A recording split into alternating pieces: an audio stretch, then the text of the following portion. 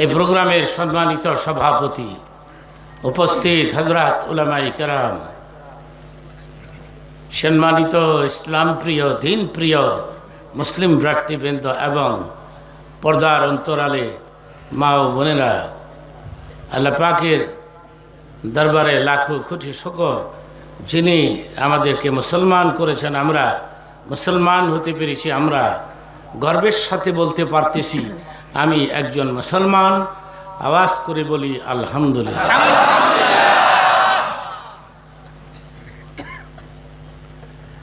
একজন মুসলমানের মূল্য কত? নবীজি ইরশাদ করেছেন, একজন মুসলমান এই পৃথিবীতে যতদিন বেঁচে থাকবে, লা তাকুম আস-সাআ, দুনিয়াটা ততদিন পর্যন্ত কিয়ামত হবে না।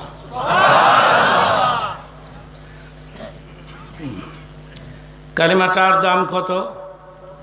যে কালিমা আমরা পাঠ করে থাকি, নবীজি ইরশাদ করেছেন, মান ক্বালা লা ইলাহা ইল্লাল্লাহ ফাদাখালাল জান্নাহ, যারাই বলবে লা ইলাহা ইল্লাল্লাহ তারাই জান্নাতে প্রবেশ করবে। আমার তো মনে হয় না কোনো মুসলমান জাহান্নামে যাবে। মুসলমান যদি জাহান্নামে যায়, আল্লাহ যে এত বড় বড় জান্নাত বানাইছে, ওগুলোর মধ্যে থাকবে কে? বুখারী শরীফে আছে, ছোট জান্নাতটা হবে এই পৃথিবীর 11টার সমান। আমি আর এ কথা বলবো না, জোরে সুবহানাল্লাহ বলেন। এটা আমি বলবো না, এটা বক্তারা বলে, আমি বলি না।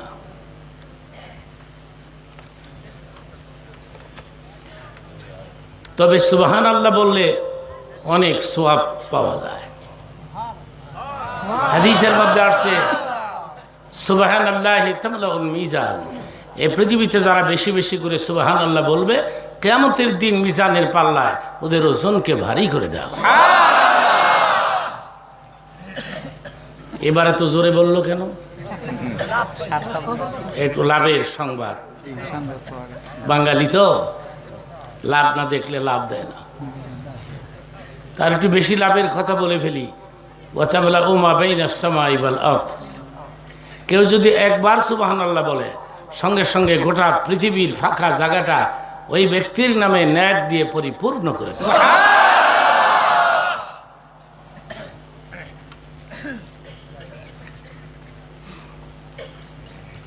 সেই জন্য আমি বলবো না যে সুবহানাল্লাহ বলুন, এটা আমি বলবো না।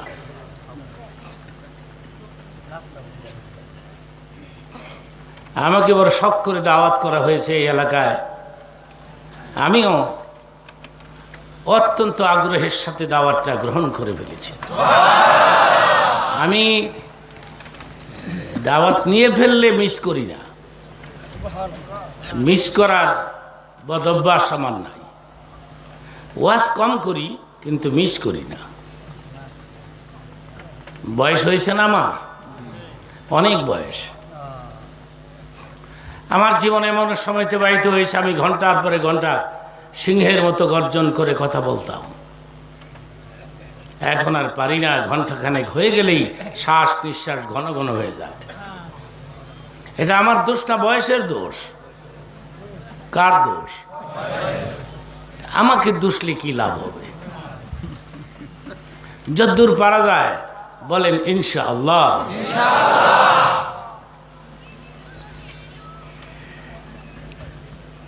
ইনশাআল্লাহ এমন একটা বাক্য যেটা বলতে হয়, না বললে বিপদ হয়।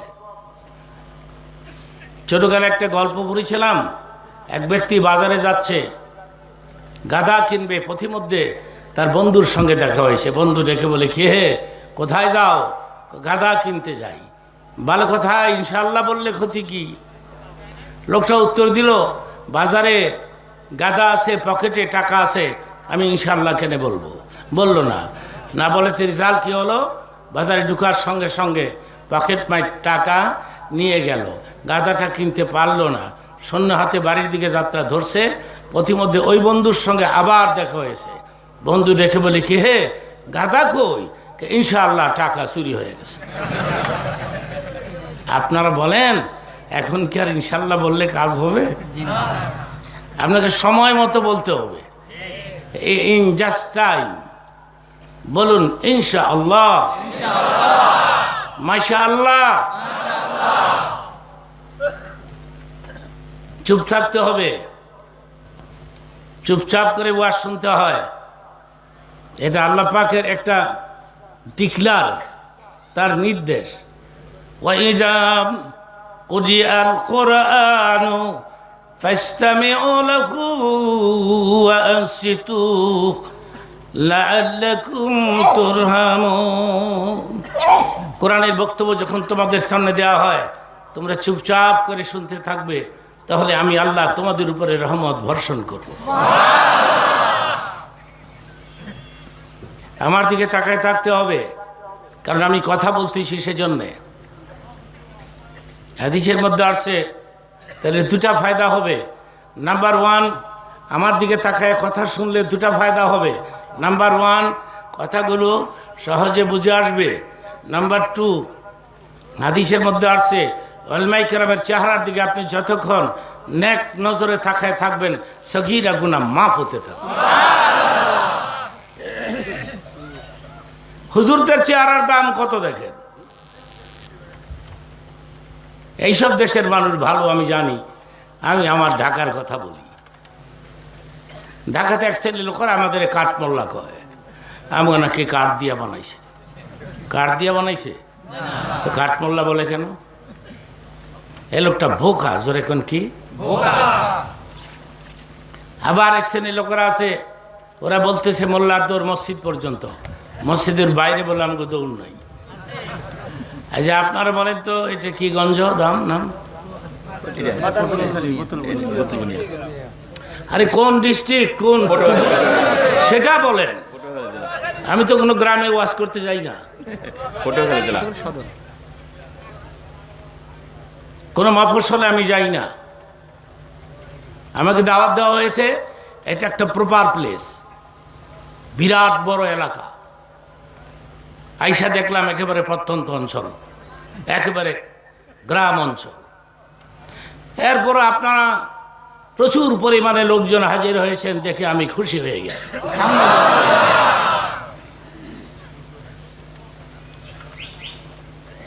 এই পৃথিবীতে সবচেয়ে উৎকৃষ্ট স্থান কোনটা?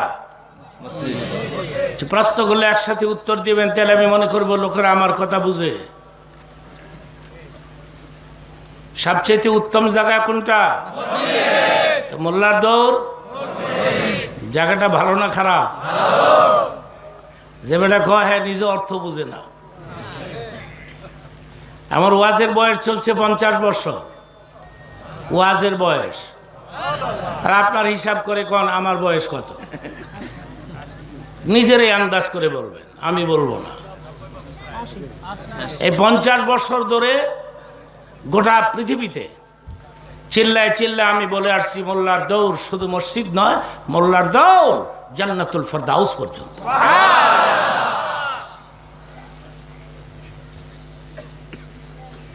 যুবক বাবারা, মোল্লাদেরকে রেসপেক্ট করবা, সম্মান করবা, এদেরকে ইজ্জত করবা, এদের সাথে ফ্রেন্ডশিপ গড়ে তুলবা, বন্ধুত্ব গড়ে তুলবা হুজুরদের সাথে। এই প্রতিটি কাজ কিয়ামতের ময়দানে নাজাতের ওসিলা হয়ে যাবে।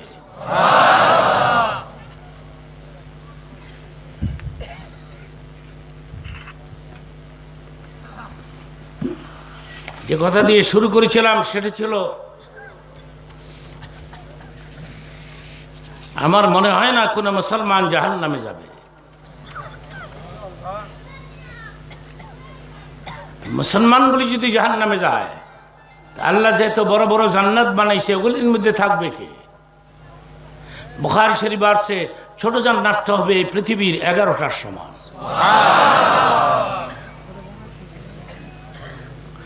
এবার একটা কোশ্চেন করব, প্রশ্ন, পারলে উত্তর দিবেন।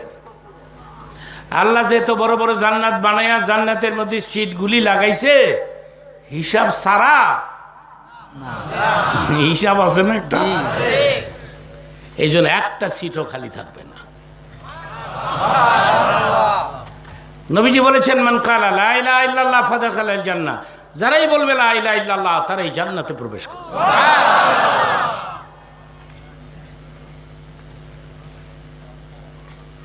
আচ্ছা, এখানে এমন একজন লোক হবে, আমি আপনাকে 5 লক্ষ টাকার একটা চেক দিব, আমি এখনই দিয়ে যাব, আপনি দাঁড়ায় বলবেন আল্লাহ 2 জন, টাকাগুলি নষ্ট হবে? নিবেন না এই টাকাগুলো? এই জন্য আপনারা জান্নাতে যাবেন।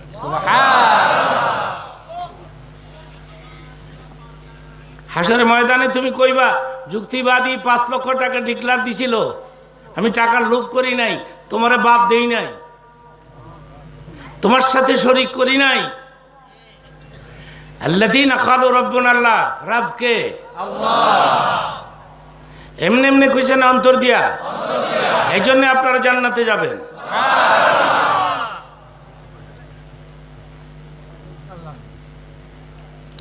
আল্লাযীনা ক্বালু রাব্বুনা আল্লাহ, রব কে?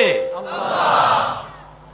সুম্মা ইসতাকামু, রবকে ধরে রাখলেন, 5 লক্ষ টাকার লোভ করলেন না, আল্লাহকে ধরেই রাখলেন। তাতানাজ্জালু আলাইহিমুল মালায়েকা, আল্লাহ ফেরেশতা পাঠাই দিয়েছে এখন এই প্রোগ্রামে। আরে ফেরেশতা তো আছেই, এটা আলাদা। ফেরেশতা পাঠাই দিছে, দিয়া বলছে টাকার লোভ করে নাই, আমারে ধরে রাখছে। এখনই গিয়ে বলে আসো আল্লাহ তাখাফু ওয়ালা তাহজানু, এদের কোনো ভয় নাই, এদের কোনো চিন্তা নাই, ওয়াবশিরু বিল জান্নাহ, বেহেশতের খবর দিয়ে চলে আসো।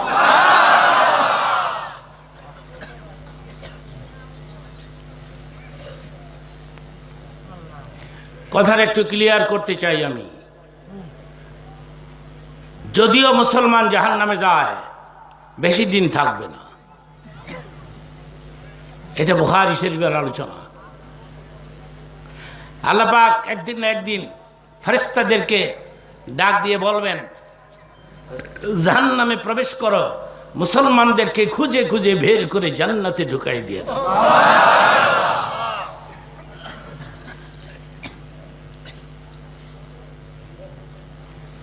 ফেরেশতারা বলবে আল্লাহ গো, মুসলমানদের কেমনে চিনবো? চিনার একটা মার্ক থাকতে হবে, তো চিহ্ন থাকতে হবে। তো জাহান্নামের মধ্যে তো ইহুদি খ্রিস্টান বৌদ্ধ নাসারা সারাল মারাল হোমানে জ্বলতাছে, এর মধ্যে মুসলমানও। আল্লাহ রে কেমনে চিনবো মুসলমানদেরকে? আল্লাহ বলবেন কপাল দেখো, কপাল। কপাল দেখতে কইব আল্লাহ, কপালের মধ্যে কি? কিসের নূর? না পারলে কথা কইেন না, পারলে বলবেন, না পারলে চুপ থাকবেন, আমি বলে দিব। আল্লাহ বলবেন কপাল দেখো, কপাল। সীমাহুম ফি উজুহিম মিন আসারিস সুজুদ। জীবনে এক ওয়াক্ত নামাজ যদি পড়ে থাকেন, আমার একটা কথাও বুঝতে গিয়ে মিস করবেন না। আমি অনেক লম্বা বলতে পারি না বয়সের কারণে, মিস করবেন না।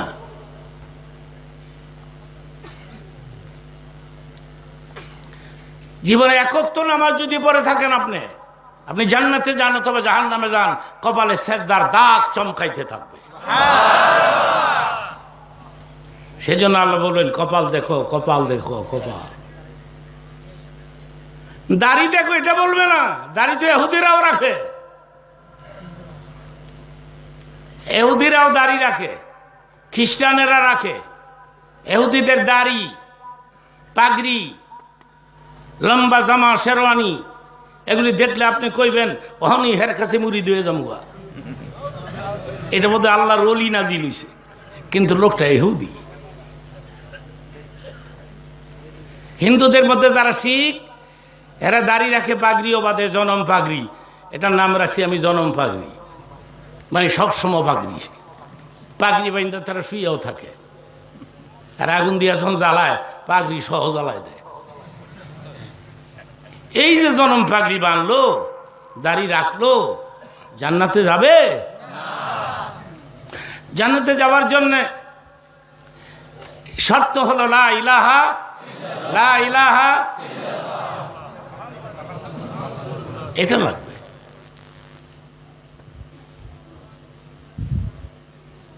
এখন যারা দাড়ি চাষে, দাড়ি যারা চেষে ফেলে, এরা মনে মনে ভাববে যুক্তিবাদীর ওয়াজটা ঠিক আছে, কারণ দাড়ি তো এটা ইমার্জেন্সি বিষয় না ইসলামে। না না, আমি এটা বলছি না। ইহুদিদের দাড়ি আর মুসলমানদের দাড়ি কি এক দাড়ি নেই? ইহুদিদের দাড়ি রাখে, এটাদের কালচার, ফ্যাশন, আর আমরা রাখি রাসূলের সুন্নাত। ঠিক কিনা বলো? ঢাকাতে এক লোক টেলিফোনে আমারে বলতেছে, যুক্তিবাদী, আমি তো দাড়ি রাখতে চাই, আমার বেগম নিষেধ দেয়। বেগম কয়, তোমার ধর্মের দোয়াই লাগে, দাড়িটা রাইও না। কি জন্যে? কয়, আমার বান্ধবীরে কইব তোর জামাই বুড়া। আমি আবার মহিলাদের কি বলছি জানেন? আপনার স্বামী দাড়ি রাখলে আপনার সুবিধা, কারণ আপনার দাড়িওয়ালা স্বামীর দিকে বাইরের মহিলারা নজর দিবে না। এই ওয়াজিনে স্ত্রী স্বামীরে কয়, ধর্মের দোয়াই লাগে, দাড়িটা রাখো। দাড়ি রাখবেন, দাড়ির খাতিরে কবরের আযাব মাফ হয়ে যাইতে। আমি কি ছোট্ট একটি ঘটনা বলবো? আল্লামা থানভী রহমতুল্লাহ আলাইহি ঘটনা নকল করেছেন একটা হাদিসে, কুদসি রেফারেন্সে। আমি এই হাদিসটা পাঠ করব এবং অর্থ করব। ইন্নাল্লাহ ইয়াস্তাহি মিন শাইবাতিল মুসলিম, মুসলমানদের মধ্যে যাদের সেবা এসে গেছে, বুড়াপনি এসে গেছে, খেয়াল করবেন কথাটা। এরপরে পারলে সুবহানাল্লাহ কইেন, যদি পারেন, মানে অর্থটা শেষ হোক। ইন্নাল্লাহ ইয়াস্তাহি মিন শাইবাতিল মুসলিম, মুসলমানদের মধ্যে যাদের সেবা এসে গেছে, বুড়াপনি এসে গেছে, চুলদারি সাদা হয়ে গেছে গা, আল্লাহ নিজে বলতেছে, এরা যখন মুনাজাত করে, এদের গুনাহ মাফ না করলে আমি লজ্জা পাই।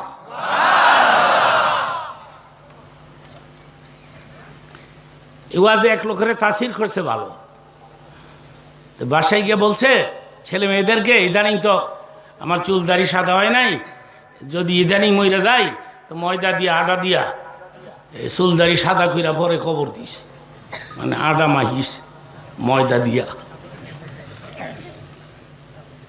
খোদার কুদরত বোঝা যায় না, কিছুদিনের মধ্যেই লোকটা মারা গেল, তো ওসিয়ত পুরা করা লাগে না, একে ময়দা দিয়া টাইট কইরা, আটা দিয়া, সাদা কইরা কবর দিয়ে থুয়েছে। তো কবরে মনকির নকির আসে, প্রশ্ন করবে তিনটি, জোরে কোন কটি? বাংলাতে,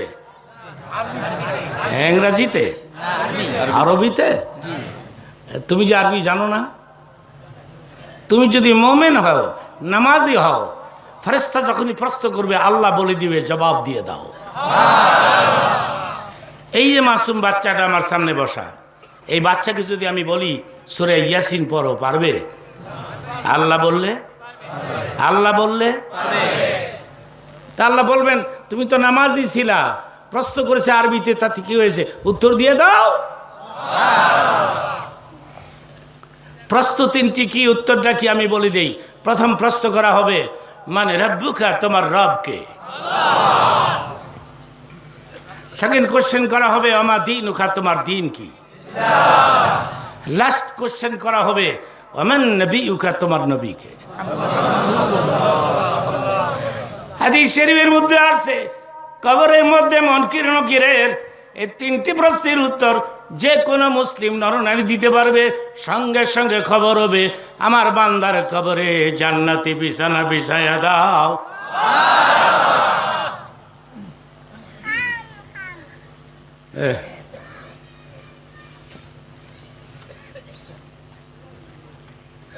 ময়দাওয়ালার কবরে ফেরেশতা আইছে, ওই ময়দাটা ফেরেশতা তো আর বুঝে না আটা মই হয়েছে না ময়দা মই হয়েছে। ফেরেশতার কাজ হলো কোশ্চেন করা, প্রশ্ন করা। তো ফেরেশতা এসেই বলতেছে, হ্যাঁ মান রব্বুকা, আমার দীনুকা, আমার নবিয়ুকা। তখন ময়দাওয়ালায় কয়, তারা হুরা করো কে, দাড়ি দেহ না। ঘটনা নকল করেছে আল্লামা থানভী রহমতুল্লাহ আলাইহি। আল্লাহর ওলিরা কবরের ভেতরের খবরও নিতে পারে। সুবহানাল্লাহ বলেন, সুবহানাল্লাহ। তারা ওরা করোগে। আল্লাহ নিজেই কইছে সাদা দাড়িওয়ালা বান্দা মুনাজাত করলে গুনাহ মাফ না করলে শরম পায়, আর তোমরা করে বেহুশ হয়ে যাও। দাড়ি দেহ না,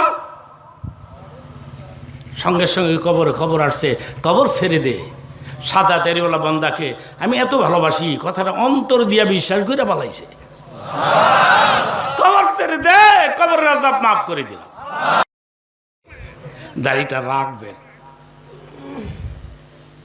ছোট একটা কথা বলি, এই আদম আলাইহিস সালামকে আল্লাহ যখন জান্নাতে থাকতে কইছে, আদম আলাইহিস সালাম একদিনকে আল্লাহ বেহেশতের ভিতরে ভাল লাগে না, আল্লাহকে ব্যবস্থা করতেছি ভাল লাগবো।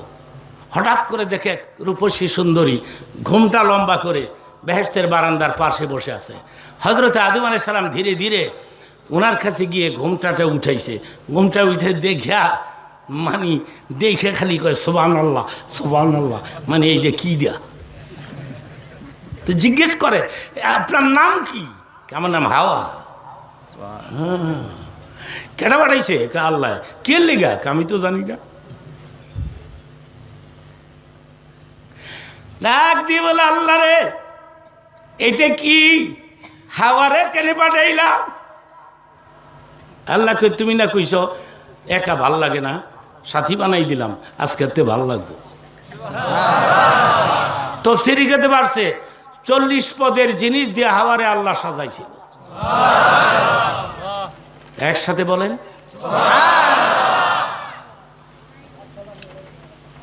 40 পদের জিনিস, না হোক কানো, মাথায় গলায়, হাতে মাথে হুমানে জওয়ার দিয়া বিনাশ করে রয়েছে।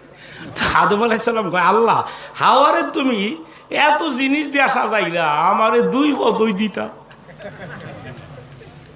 হাওয়ার সামনে তো আমি নাথিং হয়ে গেলাম, জিরো হয়ে গেলাম। সঙ্গে সঙ্গে হযরত আদম আলাইহিস সালামের থোতার মধ্যে দাড়ি গজায় যায়। দাড়ি যখন গজাইছে রে, আদমরে এমন সুন্দর লাগে, হাওয়া আদমের সামনে জিরো হয়ে গেল। চিৎকার মেরে বলো আল্লাহু আকবার। দাড়ি পুরুষের সৌন্দর্যতা বৃদ্ধি করে, ঠিক কিনা? দাড়িটা রাখবা। যাজ্ঞা আমার এইটা না, কথাটা পয়েন্টে এসে গেছে। বারবার আসা তো আমার পক্ষে সম্ভব না আপনাদের দেশে, এটা হয় না। বৃষ্টির হোক এরপরে দেখা যাবে। লম্বা বৃষ্টিটা যদি শেষ হয় তাহলে তো ওয়াজ করে ঢাকা যাওয়া যাবে রাতারাতি, ঠিক কিনা? হয়ে যাবে 20 ইনশাআল্লাহ। বলেন মাশাআল্লাহ। বলেন আমি কি আমার কথাবার্তা বোঝাতে পারতেছি? কষ্ট হচ্ছে না? কক্সবাজার চিটাগংয়ে ওয়াজ করতে গেলে ওরা যখন ওদের আঞ্চলিক ভাষায় কথা বলে, আমার মনে হয় একটা যুদ্ধ স্টার্ট হয়েছে, বুঝি না একটা কথাও। আবার যখন সিলেট যাই, সিলেটের মানুষ যখন ওদের দেশীয় ভাষায় কথা বলে, আমার মনে হয় আলাদা লড়াই চালু হয়েছে।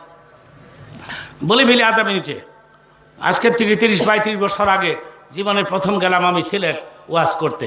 দুপুরের সময় খাবার দিছে, খাবার তরকারির মধ্যে কিছু তরকারি হয়েছে ঝোলওয়ালা ভিজা, আর কিছু হয়েছে ভুনা শুকনা। তো বাড়িওয়ালা তার দেশীয় ভাষায় আমারে কয় শুকনা গু খাইতা না ভিজা গু খাইতা? আমি কয় কি রে বাইশ, আমি গু খাইতা। তো ও বেটা কি আমার গু খাইতে কইছে? কইছে তরকারি শুকনাটা আগে খাইবা না ভিজাটা আগে খাইবা? সিলেটের বাসায় এভাবে হয়, শুকনা গুনা ভিজা গু কিতা খাইতা রে বা খাইতা নামি। সিলেটের কোনো ভাই থাকলে রাগ করবেন না, কারণ এক দেশের বলি আরেক দেশে। তো ভাইরা আমার, আমি কি পারতেছি আমার কথাবার্তা বোঝাতে? কষ্ট হচ্ছে না? আমার দিকে তাকিয়ে আছেন? একটুখানি জিকির করে নেই, লা ইলাহা ইল্লাল্লাহ, লা ইলাহা ইল্লাল্লাহ। একটু থামেন, 1 সেকেন্ড। লা ইলাহা ইল্লাল্লাহ ধাক্কাটা ডান দিকে মারবেন না বাম দিকে? কিসের মধ্যে মারবেন? কলবের মধ্যে। একটু জোরে মারবেন, লা ইলাহা ইল্লাল্লাহ, লা ইলাহা ইল্লাল্লাহ।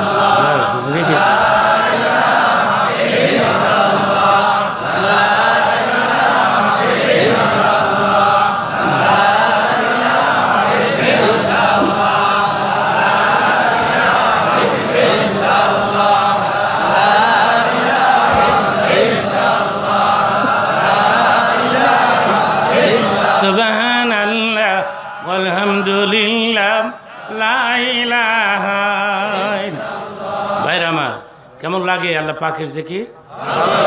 আল্লাহ পাক বলছেন আলা বিযিকিরিল্লাহি তাতমাইন্নুল কুলুব।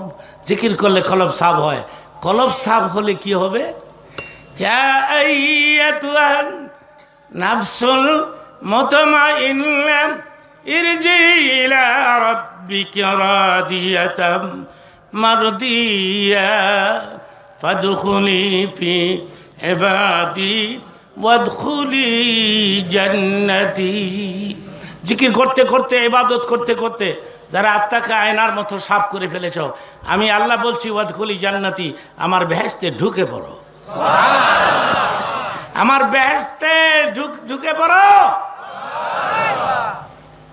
সেই জন্য সকালে বিকালে দুবার করে একটু জিকির করতে হয়। লা ইলাহা ইল্লাল্লাহ, লা ইলাহা ইল্লাল্লাহ, জোরে লা ইলাহা ইল্লাল্লাহ, লা ইলাহা ইল্লাল্লাহ মুহাম্মাদুর রাসূলুল্লাহ। নবী পাকের নাম শুনলে কি বলতে হয়? যখনই শুনবো মুহাম্মাদুর রাসূলুল্লাহ কি বলবো? কপালের দাগ দেখে দেখে ফেরেশতারা মুসলমানদেরকে জাহান্নামের ভেতর থেকে খুঁজে খুঁজে বের করে জান্নাতে ঢুকাই দিয়েছে। এবার আমি একটি প্রশ্ন করব, আমি দেখব আপনারা উত্তর দিতে পারেন কিনা। আমি জানি আপনারা পারবেন, না পারলে আমি দিয়ে দিব। মুসলমানদের মধ্যে কোন নবীর উম্মতগুলি প্রথম জান্নাতে যাবে? আমাদের নবী। বলুন, আমাদের। শর্টকাট বলে ফেলেন, আমাদের নবী। আমি একটা হাদিস পাঠ করে অর্থ করব, এরপরে দেখব কত জোরে সুবহানাল্লাহ বলতে পারেন। ইন্নাল জান্নাতা হুররিমাত আলাল উমামে হাত্তা তাদখুলাহা উম্মতি। দুনিয়ার সমস্ত নবীদের উম্মতদের জন্য জান্নাতগুলো হারাম হয়ে পড়ে থাকবে, হালাল হবে না ততক্ষণ যতক্ষণ আমার উম্মতগুলো বেহেশতে প্রবেশ না করবে। যেমন দামি নবী তেমন দামি তার উম্মত। হাদিসের বাকি অংশটা বলে ফেলি, তবে এই সুবহানাল্লাহ আরো গর্জিয়াসলি হতে হবে। ইন্নাল জান্নাতা হুররিমাত আলাল আম্বিয়া হাত্তা আদখুলাহা। নবীজি ইরশাদ করেন, দুনিয়ার সমস্ত নবীদের জন্য জান্নাতগুলো হারাম হয়ে পড়ে থাকবে, হালাল হবে না ততক্ষণ যতক্ষণ আমি নবী বেহেশতে প্রবেশ না করব।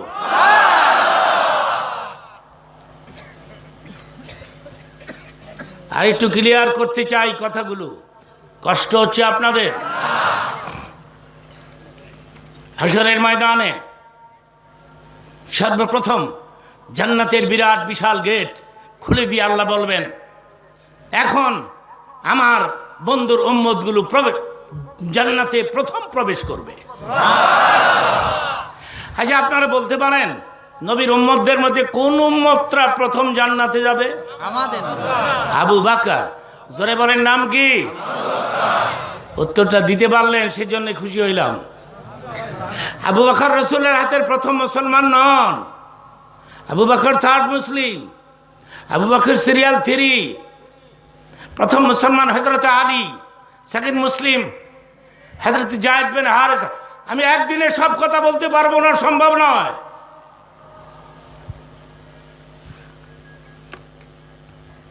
Abu Bakr serial number 3, third Muslim. 3 হলে কি হবে? তিনিই যাবেন প্রথম জান্নাতে। আবু বকর ইসলামের জন্য অনেক কষ্ট করেছেন, নবীকে নিজের জীবনের চেয়ে বেশি ভালোবেসেছেন। আবু বকরের দৌড় কোথায় আমি আধা মিনিটে বলে ফেলি। হযরত আবু বকরের জীবনী আলোচনা করলে একদিন করা যায়, আমি ওদিকে যাচ্ছি না। আমি শুধু একটা পয়েন্ট, আবু বকরের ওজন কত, তার দৌড় কত। মেরাজের রাতে, মেরাজের রজনীতে রাসূল আরবি যখন নূরের জগৎ অতিক্রম করতেছিলেন, সেখানে জিবরাইল নাই, কেউ নাই, নূর, নূর আর নূর। রাসূলের অন্তরে একটু ভয় ভীতির সঞ্চার হয়ে গেল। নবী একটু ভয় পাচ্ছিলেন মনে হচ্ছে। ঠিক তখনই তিনি শুনতে পেলেন হযরত আবু বকরের কণ্ঠ। আবু বকর ওখানেই বলতেছে, লা তাহজান ওয়ালা তাখাফ ইয়া হাবিবাল্লাহ, ভয় নাই, চিন্তা নাই, খোদার রহমত আপনার উপরে বর্ষিত হচ্ছে।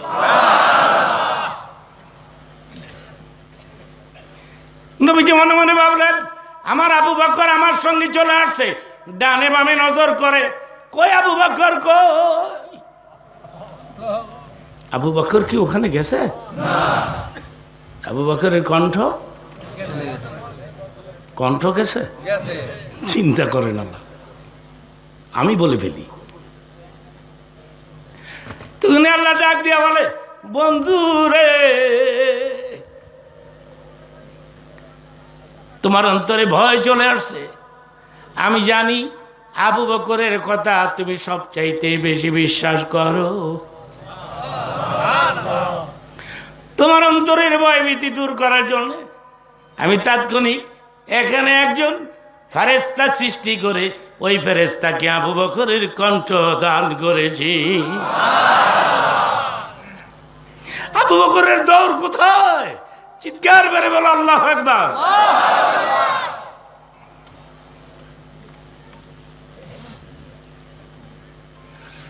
আল্লাহ যখন ডিক্লার দিবেন, এখন আমার বন্ধুর উম্মতগুলি ঢুকবে, তখন অন্য অন্য নবীর উম্মতরা ওখানে থাকবে না?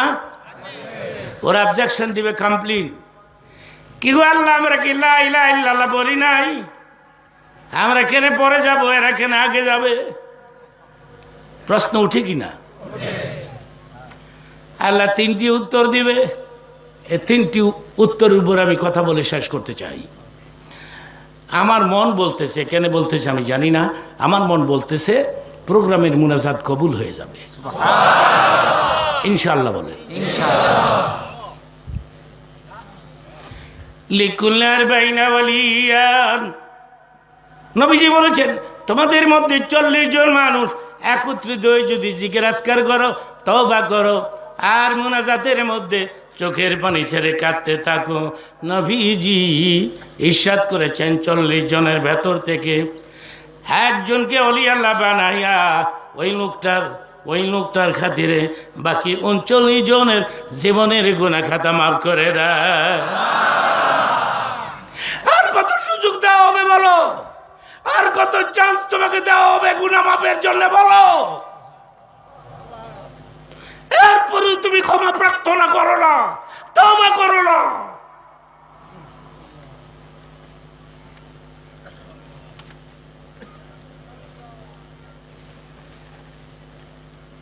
কোনো আওয়াজ হবে না, কোনো শব্দ হবে না, লক্ষ লক্ষ ফেরেশতারা প্রোগ্রামকে পাহারা দিচ্ছে।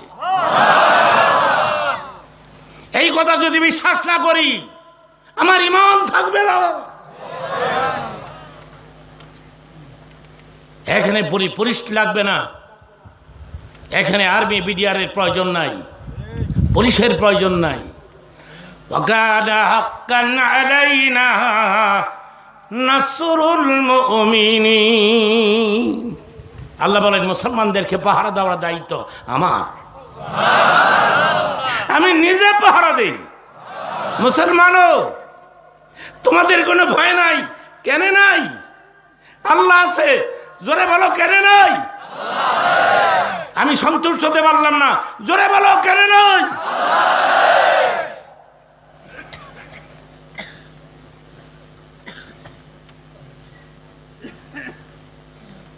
এই ধরনের বিশাল প্রোগ্রামের মুনাজাত যদি কারো নসিবে না জুটে, আমি বলবো সে লোকটা হতভাগা, দুর্ভাগা এবং পোড়া কপাইলা। তুমি যদি তোমার মা বাবার জন্য এখান থেকে দোয়া করে যাও, তুমি উড়ে গেলে তোমার ছেলে ওয়াজে যাবে, তোমার জন্য দোয়া না করে ঘরে ফিরবে না। দিস ইজ দ্য সিস্টেম, এগুলি নিয়ম। মনে করেন আর আধা ঘন্টা লাগবে, অসুবিধা হবে? আমার দিকে তাকিয়ে আছেন? আলহামদুলিল্লাহ বলেন, মাশাআল্লাহ বলেন। আল্লাহ উত্তর দিবেন। আমরা কি লা ইলাহা ইল্লাল্লাহ বলি নাই? এ প্রশ্নের উত্তর দিবেন আল্লাহ এখন। আল্লাহ বলবেন তোমরা লা ইলাহা ইল্লাল্লাহ আদম ও সফিউল্লাহ কইছ, নূহ নাজিউল্লাহ কইছ, ইব্রাহিম খলিলুল্লাহ কইছ, মুসা কালিমুল্লাহ কইছ, তোমরা মুহাম্মদুর রাসূলুল্লাহ বলো নাই। এই জন্য ওরা আগে যাবে।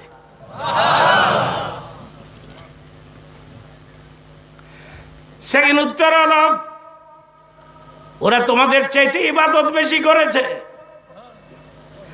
12 মাস রোজা রাখছে। কয় মাস? 12 মাস রাখছেন। রাখছেন কয় মাস? আল্লাহ ডিক্লার দিবেন কয় মাস?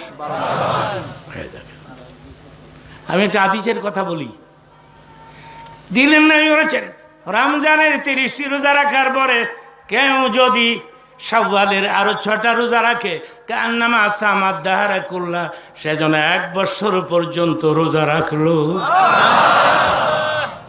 আমার প্রশ্নের উত্তর দিবেন একসাথে। রোজা চলে গেছে না আসতেছে? রাখবেন তো নাকি গ্যাস্ট্রিক হিস্টার দিব? আমার এক ভক্ত মিরপুরে থাকে, ঢাকা, আসলেও গ্যাস্ট্রিক। কয় হুজুর আমি পারি না, কলিজা ফিরা যায়। আমি বললাম ট্রাই করো।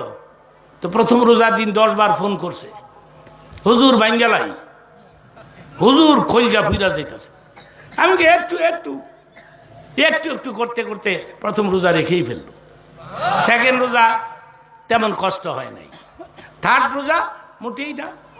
30 রোজা রাইখা টিফিন গাড়িতে বুনা গোস্ত খিচুড়ি লইয়া আমার বাসায় এসে বলছে, হুজুর দোয়া করবেন, আমার গ্যাস্ট্রিক ভালো হয়ে গেছে। আর আপনারা একসাথে বলেন তো, আমি শুনবো সবচেয়ে বড় ডাক্তারকে?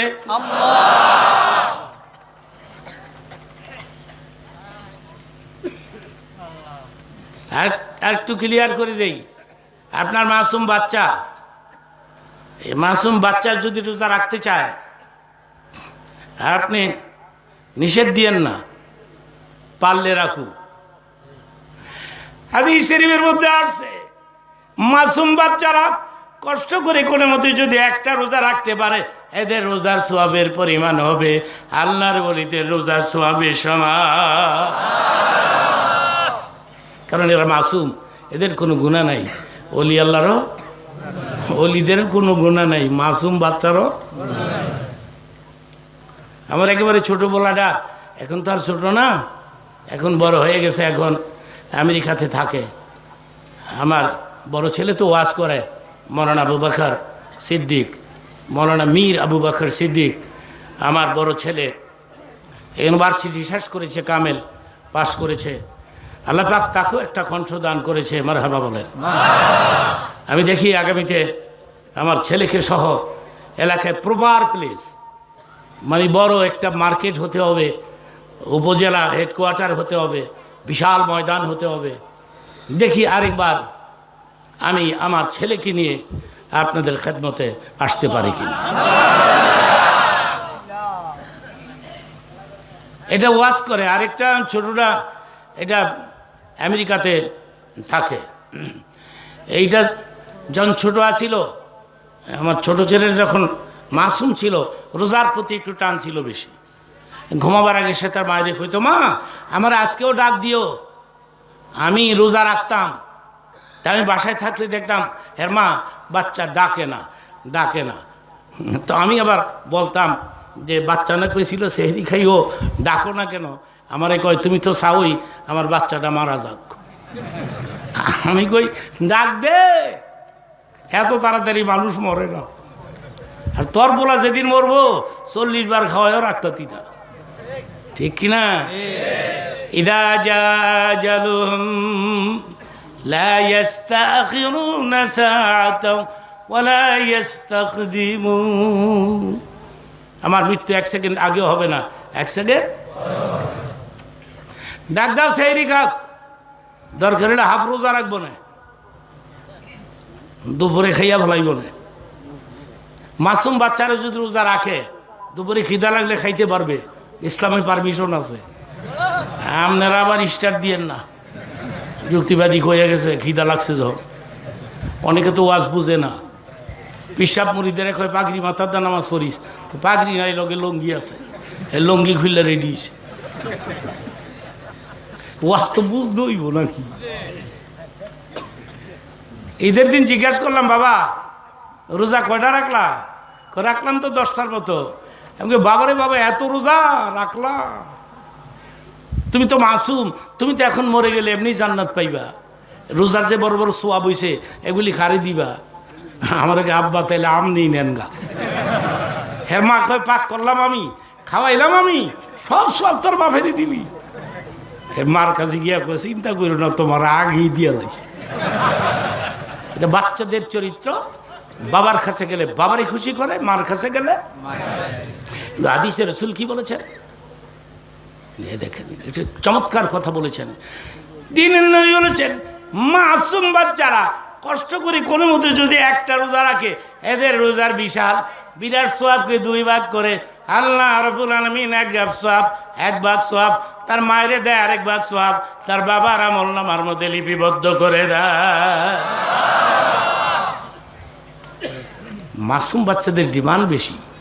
হঠাৎ করে মনে হয়ে গেল আমি 1 মিনিটে বলে ফেলি, কার মাসুম বাচ্চা যদি মরে যায় তাহলে মা এবং বাবার কপাল লাগছে। কেমনে কপাল লাগছে? বুখারী শরীফের মধ্যে আছে, মাসুম বাচ্চাদের নাকের ঘ্রাণ হাশরের ময়দানে আল্লাহ পাক এত বেশি পরিমাণে বৃদ্ধি করে দিবে, সে তার নাকের ঘ্রাণ দিয়া হাশরের ময়দান থেকে তার মাকে বাবাকে খুঁজে খুঁজে বের করে জান্নাতে নিয়ে যাবে। নাকের ঘ্রাণটা এত বেশি বৃদ্ধি করে দিবে আল্লাহ রাব্বুল আলামিন। বুখারীতে এই আলোচনাটাও আসছে যে মনে করেন বাচ্চা হওয়ার পরে নাভি এখনো কাটেন নাই, কিন্তু বাচ্চাটা জীবিত জন্ম নিছে, নাভি কাটবে, এই সময় যদি মারা যায়, নাভি কাটার আগে যদি মারা যায়, তাহলে এই বাচ্চার পারপাসে রাসূল ইরশাদ করেছেন যে হাশরের ময়দানে এই বাচ্চার নাভিটাকে আল্লাহ রাব্বুল আলামিন বিরাট লম্বা করে দিয়ে বলবে, তুমি তোমার নাভি দিয়া তোমার চয়েস মতো, তোমার খানদান থেকে তোমার খুশি মতো যাকে মন চায় তাকে পেঁচাইয়া মজবুত করে বেঁধে বেহেশতে ঢুকে পড়ো। মাসুম বাচ্চাদেরকে পিটাপিটি করবেন না, বাচ্চার গালে থাপ্পড় দিবেন না। আপনি কেন মাসুমকে মারেন? ইসলামে নিষেধ তো, কেন মারেন আপনি? মাসুম বাচ্চা দেখলে রাসূল আরবি খুশি হইতেন। খুশি হয়ে কি করতেন বলে ফেলি, তিনি নিজের কাছে ডাকতেন না, এ বাচ্চা এদিকে আসো, আমরা যেমন বলি এ বেটা এদিকে, এ বেটা। রাসূল এটা করতেন না, নিজে তিনি চলে যেতেন বাচ্চাদের কাছে। সুবহানাল্লাহ বলুন। যাইয়া কি করতেন? যাইয়া প্রথম সালাম দিতেন বাচ্চাদেরকে। নবী নিজে সালাম দিয়ে রহমতের হাত বাচ্চাদের মাথার মধ্যে বুলাই দিয়ে বলতেন, কাইফাল হাল, কেমন আছেন আপনারা?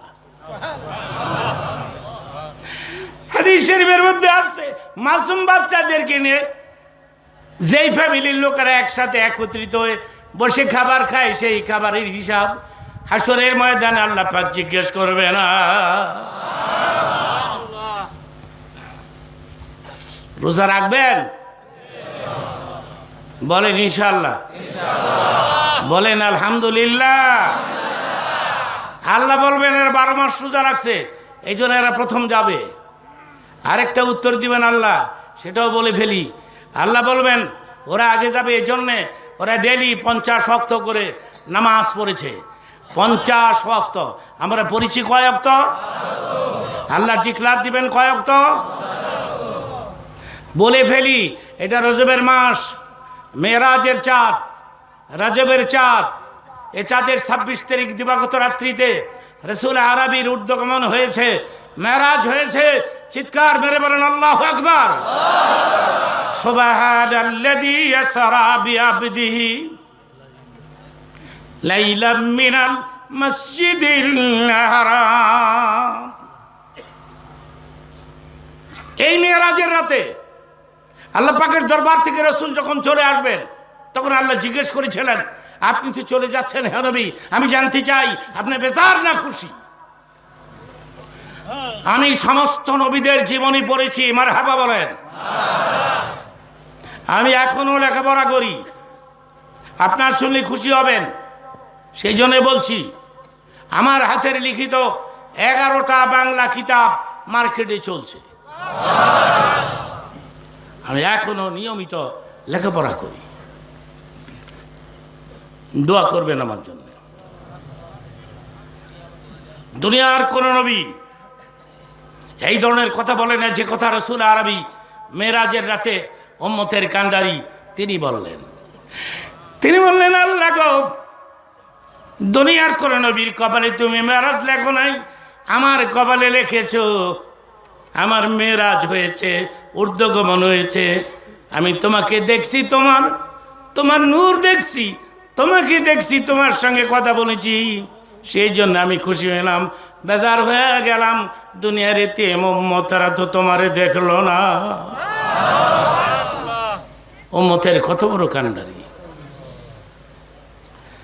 আল্লাহ পাক ডাক দিয়ে বললেন, বন্ধু রে,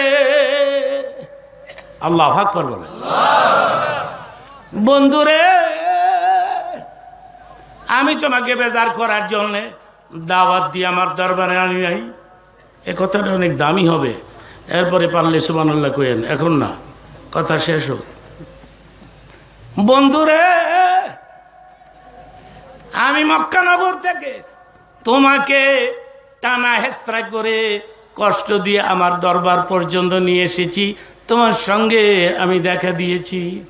যাও রে বন্ধু, তোমার উম্মতের উপরে 50 ওয়াক্ত নামাজ ফরজ করে দিলাম। তোমার উম্মতদেরকে টানা হেস্তা করে আমি এত উপরে আনবো না, যাইয়া তুমি বলে দিও নামাজের সেজদায় পড়ে গেলে আমি নিজে যাইয়া দেখা দিয়ে দিব।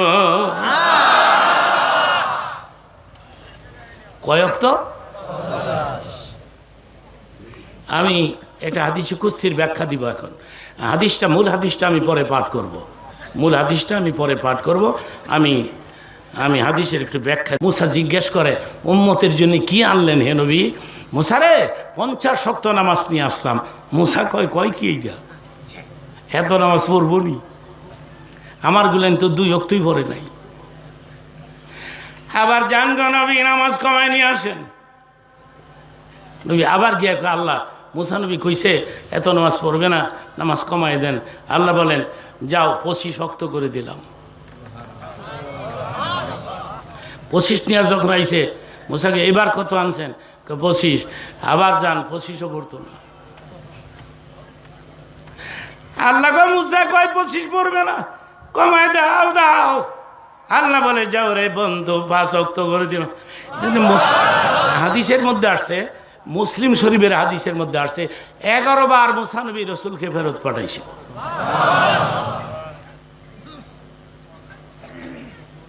এবার এই ধরনের কোন প্রশ্ন করবেন না আমাকে, যে তোমার কথাবার্তায় বোঝা যাচ্ছে মুসা নবী বুদ্ধি শুদ্ধি ভালো রাখে, আমগো নবী চাইতে জ্ঞানী গুণী বেশি।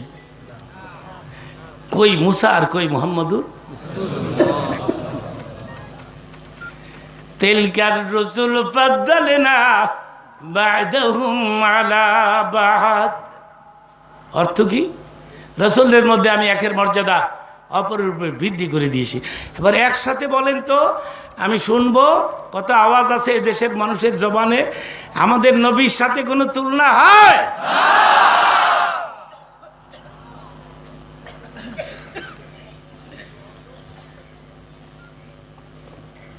নবী কি মূর্খ? নবী হবেন পৃথিবীর সবচাইতে বড় শিক্ষিত, আমাদের নবী। আমি 30 বছর ধরে আমেরিকাতে আসা যাওয়া করি এভরি ইয়ার।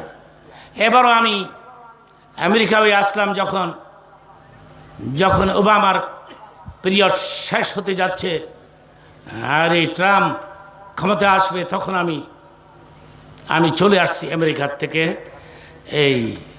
কারণ ট্রাম্প মানুষটা ভালো না, সে মুসলমানদের শত্রু, ঠিক কিনা? তবে তার পজিশন ভালো না বর্তমানে। আমেরিকার লোকেরা তাকে পছন্দ করতেছে না। আমেরিকার সমস্ত মানুষের অন্তরে একটা ভয় ভীতি, বিশেষ করে মুসলিমদের অন্তরে, লোকেরা বলতেছে সে পাগল, কেউ বলতেছে অসুস্থ, কেউ বলতেছে পাগল, মহিলারা বলতেছে তার ক্যারেক্টার লুজ, চরিত্র খারাপ। এইভাবে আমেরিকা চলে না।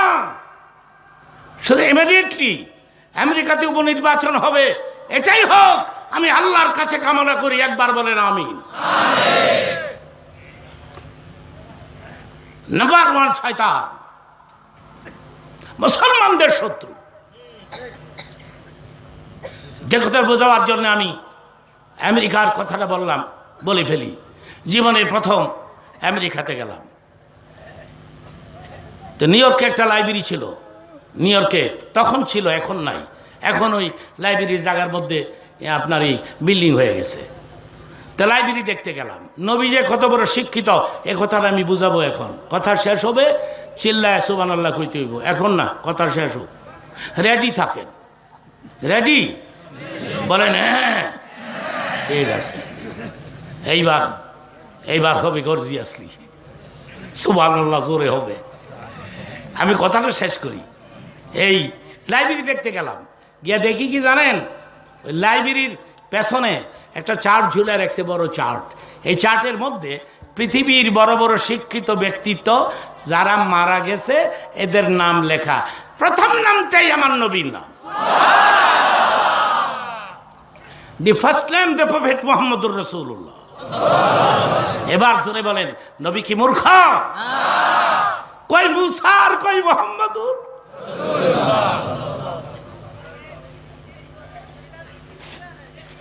15-20 মিনিট আমি আরো বলবো, কষ্ট হবে? বসে আছেন? মুনাজাত না দিয়ে যাবেন না? বলেন ইনশাআল্লাহ, বলেন মাশাআল্লাহ। এখন 5 ওয়াক্ত নিয়ে যখন আইছে, মুসা জিজ্ঞেস করে এবার কত আনলেন? 5। মুসা কয় আবার যান। আসলে মূল কথাটা কি? আল্লাহকে আমি নিজেই তো জানি 50 ওয়াক্ত যে পড়তো না। এই জন্য মুসার আগেতেই বইলা রাখছি আমি, তোরেন দেই তো যাইব, গেলেই তুই ফিরত পাঠাই দিস। সেই জন্যে আমার মনে হয় কি, 2 রাকাত লই এলেও মুসা কই লইলে আবার যান। কারণ আল্লাহ কইছে তোর আর আজকে কোনো কাজ নাই। মুসা একটা কাজও লাগাই দিলাম, আমার নবীরে দেখলি খালি কইবা আবার যান। তো 5 ওয়াক্ত লইয়া জ্বলাইছে, মুসা কই আবার যান। তখন নবীর উত্তরটা শোনেন। নবীর উত্তর দেন, মুসা রে 5 ওয়াক্ত যদি না পড়ে পড়বে কি? তখনই আল্লাহ ডাক দিয়ে বললেন, বন্ধুরে চলে যাও মক্কা নগরে, আর আসতে হবে না। ফাঁকা যাই তো ফারিজাতি। এটা মূল হাদিসটা। অর্থ কি? বন্ধুরে আমি যদি কোনো ডিক্লার দিয়ে ফেলি, আমার ডিক্লার কোনোদিন ক্যান্সেল হয় না। আমি তো 50 ওয়াক্ত ডিক্লার দিয়ে ফেলছি, ঘোষণা দিয়ে ফেলছি 50। আমার ডিক্লার আমার ঘোষণা আমি বলবৎ রেখে দিলাম। খাফফাফতু আন ইবাদি, তোমার উম্মতের জন্য, বান্দাদের জন্য ডিউটি কমাই দিলাম। যাও রে এ বন্ধু, তোমার উম্মতদেরকে বলে দাও দৈনিক 5 ওয়াক্ত নামাজ পড়বে, 50 ওয়াক্ত করে নামাজের সওয়াব দিতে থাকো।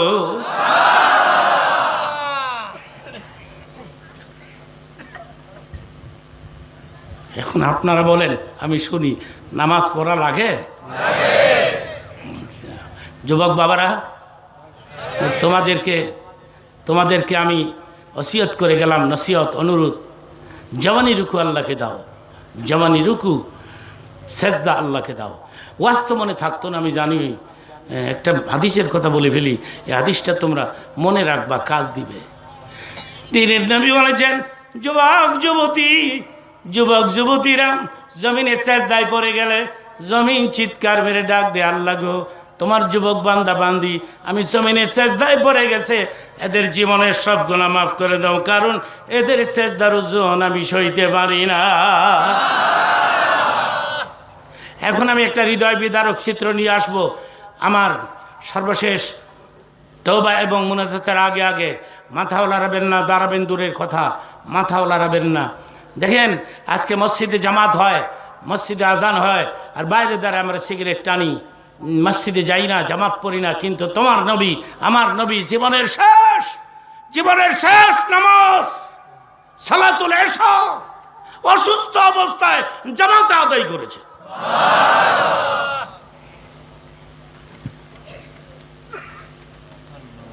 ইন্তেকালের 15 দিন আগের থেকে রাসূল আরবি অসুস্থ হয়ে পড়েন। দিলকে নরম করে দিবেন, এখন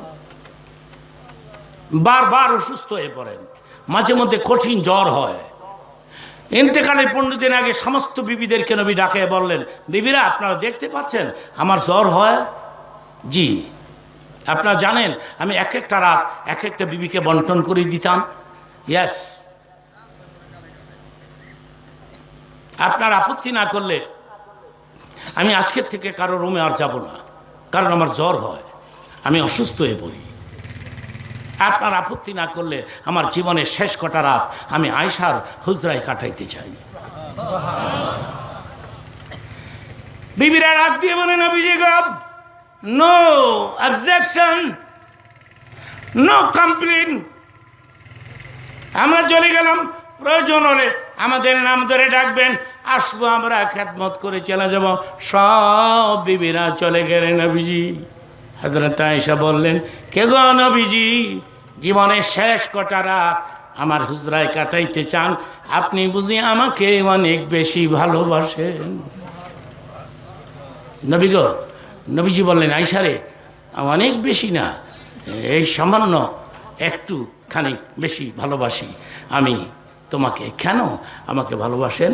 জীবনের শেষ কটা রাত আমার হুজরায় কাটাবেন, কেন? কি করেছি আমি?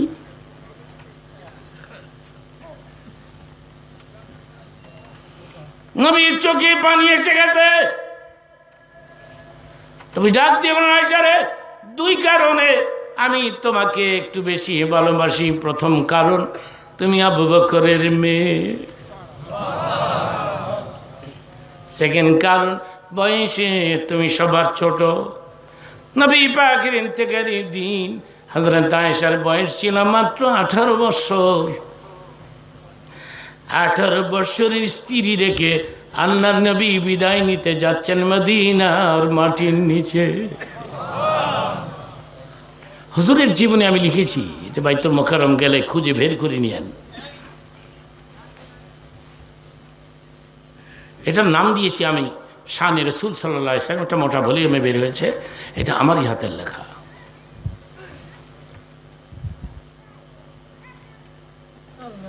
হুজুরের ইন্তেকালের দিন পুরুষদের মধ্যে 2 জন বেশি কেঁদেছিল, আর মহিলাদের মধ্যে 2 জন বেশি কেঁদেছিল। পুরুষদের মধ্যে 2 জন, হযরত ওমর, হযরত বেলাল। মহিলাদের মধ্যে হযরত আয়েশা, নবীর কলিজার টুকরা হযরত ফাতেমা বেশি কেঁদেছিলেন।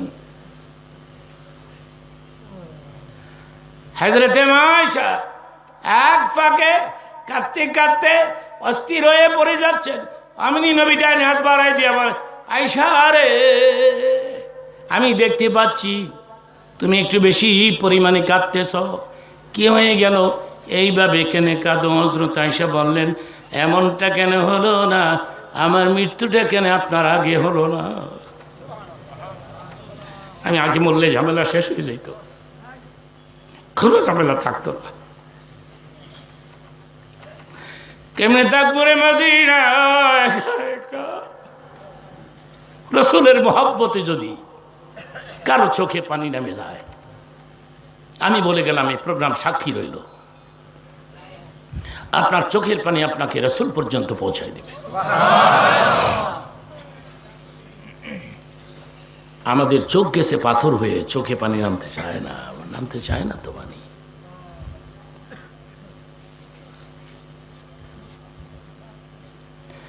আপনি চলে গেলে আমি একা কেমনে থাকবো? কোথায় আশ্রয় নিব? কার কাছে থাকবো? আমার বয়স 18 বছর। নবীজি বললেন, সমস্ত সাহাবীদেরকে বলে গেছি, এরা তোমাকে রেসপেক্ট করবে, তোমাকে সম্মান করবে, তোমার কথা মতো চলবে। আল্লাহু আকবার বলেন। হযরত আয়েশার কথা ছাড়া কোনো সাহাবী চলে নাই, এমনকি নিজের পিতা পর্যন্ত, আবু বকর পর্যন্ত। আমি একদিনে সব কথা বলতে পারবো না, সম্ভব নয়। অনেক লম্বা সময় ধরে আমি কথা বলতেছি, কিন্তু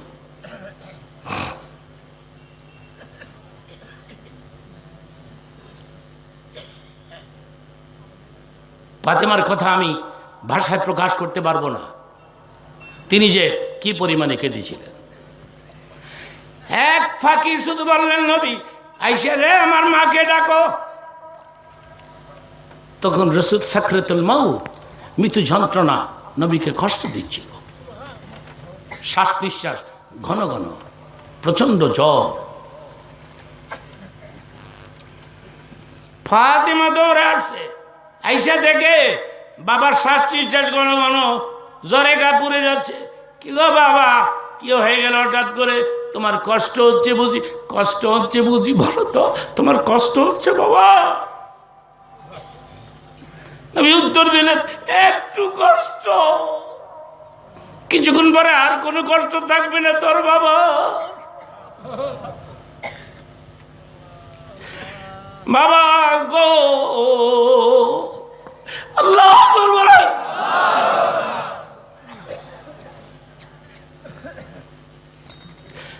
তুমি মরে গেলে বাবা কয়ে কারে ডাকবো? মা মা কয়ে আমার কে ডাকবে? আমার ঘরে পাতিলা খাবার না থাকলে তোমার দুই নাতি খিদার কষ্টে গলা কাটা মুরগির মতো বিছানায় ছটফট করে।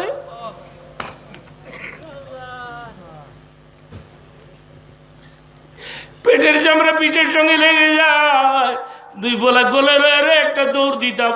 খোদার কসম, তোমার দরবারে আসলে তোমার মুখের দিকে তাকায় থাকলে আমাদের পেট ভরেছে তো। এগুলি সব বিশুদ্ধ আলোচনা, এসব আলোচনার মধ্যে কোনো ভেজাল নাই। মারহাবা বলেন।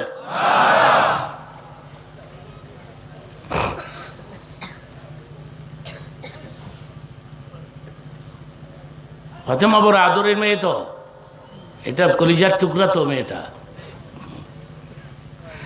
হাদিস শরীফে আছে, ফাতেমাকে দেখলে নবী নিজে দাঁড়ায় যে আল্লাহু আকবার বলে। ফাতেমা আসলে নবী দাঁড়ায় যাইতেন। হযরত আয়েশা একদিন প্রশ্ন করে, কি গো নবীজি, ফাতেমা না আপনার মেয়ে? ফাতেমাকে দেখে আপনি কেন দাঁড়ান? নবী উত্তর দিলেন, আয়েশা রে, ফাতেমা তো সাইয়্যিদাতুন নিসাই ফি আহলিল জান্নাহ, আমার এই মেয়েটি জান্নাতে সমস্ত মেয়েদের লিডার হবে। জান্নাতের লিডার আসলে আমি দাঁড়াবো না? তুমি আমাকে নিষেধ করতে চাও? ওই দিন থেকে রাসূলের সমস্ত বিবিরা হযরতে ফাতেমাকে দেখলে দাঁড়ায় যেত।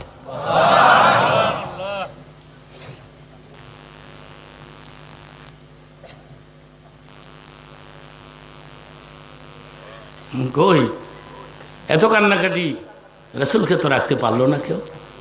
বাইদিস্টাম এশার নামাজের আজান হয়ে গেল মদিনার মসজিদে। আল্লাহু আকবার, আল্লাহু আকবার। এটা হাদিসের আলোচনা করতেছি, কিসসা গল্প নয়। নবীজি বললেন, আয়েশা এটা কিসের আজান? দেখেন কত বড় অসুস্থ হলে পরে নবী নিজেই বলতে পারতেছে না এটা এশার আজান। আয়েশা আজান কিসের? আয়েশা বলেন, এশার নামাজের আজান। কয় তাই হবে। আমার সাহাবীরা মসজিদে আসতেছে, দেখা তো যাচ্ছে আসতেছে, কাতার সোজা হইছে, সোজা হচ্ছে, তাকবীর, বেলাল রেডি। আমার মুসাল্লায় কে? আমার বাবা আবু বকরকে দেখা যায়। তোমার বাবা রেডি?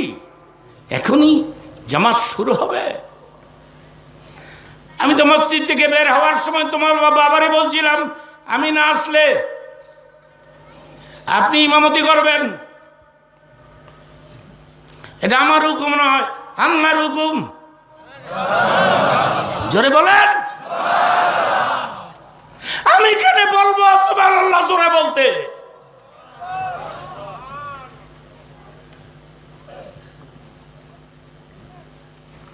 তোমার বাবা মুসাল্লায়। ইয়েস, এখন জামাত শুরু হবে মনে হয়। তুমি একটা কাজ করো রে আয়শা, তোমার হুজরার জানালার পর্দাটা টান দাও। পর্দা টান দিলে নবী বলেন আমি দেখি না। তুমি একটা কাজ করো, আমার মাথাটা উঁচু করে ধরো। হযরত আয়েশা বলেন তখনই আমি আমার দুই হাত আমার স্বামীর মাথার নিচে দুই হাত দিয়ে মাথাটা টেনে এনে আমার বুকের মাঝখানে যখন ঠেকাই দিলাম, নবী বললেন এভাবেই ধরে রাখো জীবনের শেষ নামাজ। তোমার বাবার পেছনের মুসল্লি হয়ে অসুস্থ অবস্থায় জামাতে আদায় করে আমি বিদায় নিতে চাই।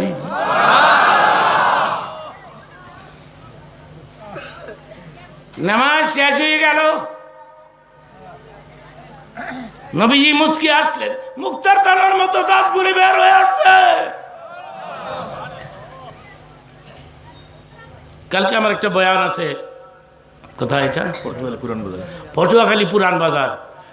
আজকের আলোচনার বাকি অংশ আমি সেখানে পেশ করব, বলেন ইনশাআল্লাহ। এবং তাড়াতাড়ি শুরু করব, আমি 9টার দিকেই শুরু করে দিব, যাতে করে লোকেরা তাড়াহুড়া করে নিজ নিজ এলাকায় ঢুকতে পারে এবং আসতে পারে, কারণ সেখানে এমন বেশি বক্তা নাই। আজকের মতোই এসার পরপরই আমি শুরু করে দিব, এবং আগামীকালকে যদি সম্ভব হয় তা আপনারা ওখানে উপস্থিত হবেন, তাহলে একটা না দুদিন ওয়াজ শোনা হয়ে যাবে, ঠিক কিনা? যদি সম্ভব হয় আপনারা যাবেন, আর যদি সম্ভব না হয় দিস ইজ দ্য ফিনিশ। আগামীতে আবার দেখা হবে, যদি বেঁচে থাকি আমার ছেলেকে নিয়ে। বলেন ইনশাআল্লাহ, বলেন আলহামদুলিল্লাহ। বেশি খুশি হয়েছে একটি কারণে, যে আমি কত দেশেই তো যাই, কিন্তু আপনাদের মতো এইভাবে নিরিবিলি একেবারে চুপচাপ একটা শব্দ হলো না। আমি দেখলাম না একটা লোক দাঁড়াইছে এবং বাইরে গেছে। আমি কত দেশেই তো যাই, মাঝে মধ্যে দু একজন দাঁড়ায়, এস্তেঞ্জার হাজত হয়, কিন্তু আজকের এই প্রোগ্রাম ব্যতিক্রম হয়ে গেল, যে আমি দেখলাম না একটা লোক দাঁড়াইলো। সেই জন্যই আমি বলছিলাম মাঝখান দিয়ে, আমার মন বলতেছে প্রোগ্রামের মোনাজাত কবুল হয়ে যাবে।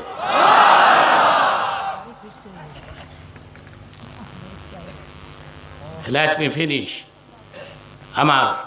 আমাকে শেষ করতে দেন। যে কথাটা এখন বলতেছি খুব দামি কথা। এটা রাসূল আরবি মুস্কি হাসলেন। হযরত আয়েশা বলে কি গো নবীজি, নিজে অসুস্থ, ইমামতি করতে পারলেন না, আমার বাবার পেছনের মুসল্লি হয়ে জীবনের শেষ নামাজ, এরপর আপনি খুশি কেন? জানতেই চাই আপনি কেন খুশি? আল্লাহর নবী উত্তর দিলেন, আয়েশা রে, আমি মনে মনে ভাবছিলাম আমি যদি মসজিদে না যাই আমার সাহাবীরা যাবে না, নিজ নিজ ঘরে পড়ে থাকবে, কিন্তু দেখো রে কিনা চমৎকার, এরা আমার প্রয়োজন মনে করলো না। আল্লাহু আকবার বলেন। এরা তো আমার প্রয়োজন মনে করে নাই, এরা তো ঢুকে পড়ছে মসজিদে। এরা জানে তো আমি এখনো জীবিত, আমি তো আর ইন্তেকাল করি নাই, তো এটা জানে যে আমি অসুস্থ। আমি মনে মনে ভাবছিলাম আমি যদি না যাই এরা যাবে না, তোমার বাবা ইমামতি করবে না, কিন্তু দেখো রে এ আয়েশা কিনা চমৎকার, এতদিন আমার প্রয়োজন ছিল আমারে বাদ দিয়ে নামাজ পড়ে নাই, আজকে যখন আমাকে বাদ দিয়ে নামাজ পড়তে পারলো, বিদায় দাও রে। খুশি বলে মদিনার মাটির নিচে আমি রিল্যাক্স করব, আমি বিশ্রাম করব, আমি ঘুমাবো, আমি ক্লান্ত রে। মানুষের কাছে কালিমার দাওয়াত দিতে দিতে আমি ক্লান্ত হয়ে পড়েছি, বিদায় দাও রে আয়েশা, আমি রিল্যাক্স করব, বিশ্রাম করব। তখন আল্লাহ ডাক দিলেন, জিবরাইল রে, জিবরাইল রে, আমার বন্ধুর কাছে যাও, এখন যাও। যাই বলে দাও দুনিয়ার কোন নবীর পরিশ্রমের দিন পুরা হয় নাই, আমি স্বীকার করলাম আমার বন্ধুর পরিশ্রমের দিন পুরা হয়ে গেল, এটা আমি স্বীকার করলাম।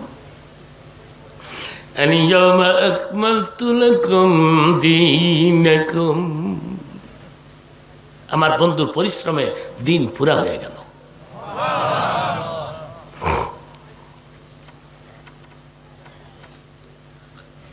এখন যে কথাটা বলবো অনেক দামি হবে, দামির উপরে দামি। এরপরে দেখবো সুবহানাল্লাহর আওয়াজ কি পরিমাণে হতে পারে। কথা শেষ হোক।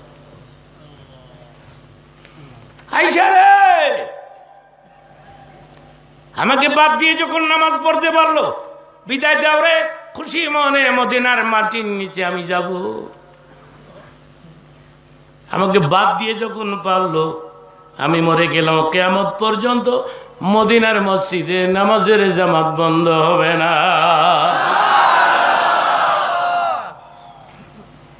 আপনি যান, গিয়ে দেখেন পৃথিবীর সবচেয়ে সুন্দর মসজিদ হলো মসজিদে নববী। সৌদি বাদশাহ মিলিয়ন বিলিয়ন ডলার ব্যয় করে হারামাইনকে সুন্দর করছে। লক্ষ লক্ষ মানুষ জামাতে নামাজ পড়ে।